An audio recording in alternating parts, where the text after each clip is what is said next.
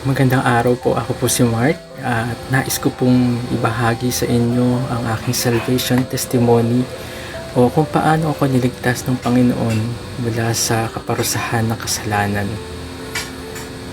Noon, hindi pa ako nakakilala sa Panginoon. Tulad ng ibang tao, hindi maganda ang aking naging pamumuhay. Hindi ko na po ibabahagi dahil nakakahiya, pero isipin niyo na po ang lahat ng bisyo meron ng isang kabataang naliligaw ang landas at masasamang salita na lumalabas sa bibig ng isang kabataan. Ganoon po ako. Noon madalas mayroong Bible study sa bahay kapag Sunday. Madalas naman nandoon ako pero yung isip at puso ko ay wala doon sa nagsasalita.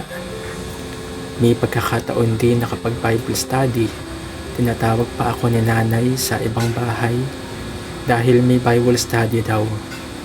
Pero nagagalit ako at sinasabi ko na ayaw ko mag-Bible study dahil busy ako sa ginagawa ko at kasama ko ang mga barkada ko.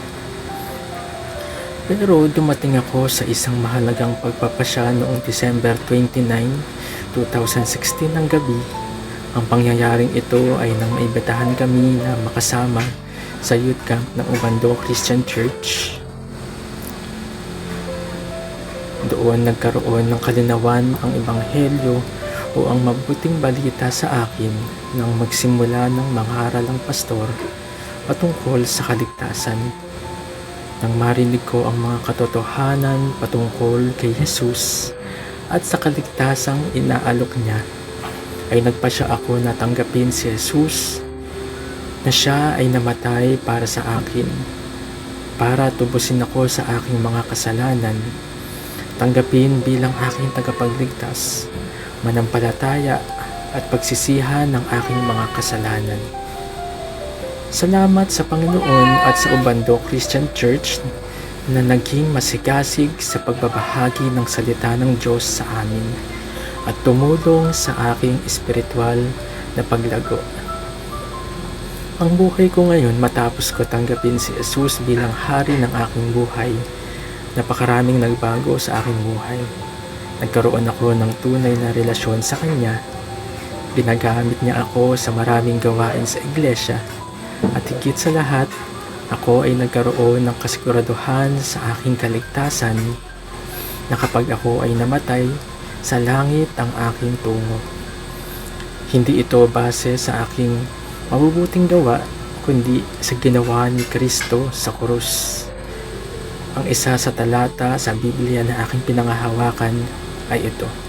Mula sa aklat ng Juan, Kapitulo 5, talatang 24. Katotohanan sinasabi ko sa inyo, ang dumirinig ng aking salita at sumasampalataya sa Kanya na nagsugo sa akin, ay may buhay na walang hanggan at hindi mapapasok sa paghatol, kundi lumipat na sa kabuhayan mula sa kamatayan.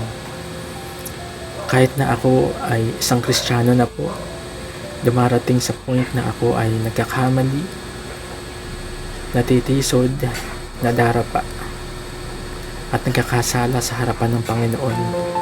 Pero sabi sa kanyang salita at sa kanyang pangako sa aklat ng 1 John 1:9, if we confess our sins, He is faithful and just to forgive us our sins and to cleanse us from all unrighteousness.